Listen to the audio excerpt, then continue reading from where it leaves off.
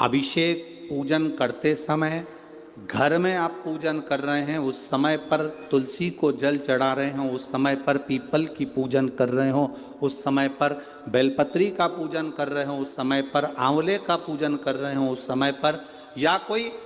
पूजन भजन आप कर रहे हैं, उस समय पर दरवाजे पर अगर 3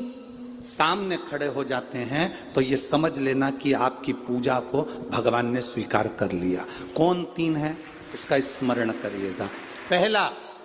पूजन करते समय, भगवान की आराधना करते समय अंदर मंदिर में अपने घर में बैठकर आप भगवान निहला रहे हैं, भगवान की पूजन कर रहे हैं, अर्चना कर रहे हैं, सेवा कर रहे हैं, माला जाप कर रहे हैं, पूजन अर्चना कर रहे हैं, तुलसी को जल चढ़ा रहे हैं, उस समय पर 3 का दर्शन अगर आपको हो जाता है, आपके दरवाजे पर अगर आ जाते हैं तो आपका समझ लेना पूजा स्वीकार हो गया। पहले नंबर पर पूजन करते समय दरवाजे पर गौ माता आकर खड़ी हो जाए, समझ लो तुम्हारा पूजन सफल हो गया।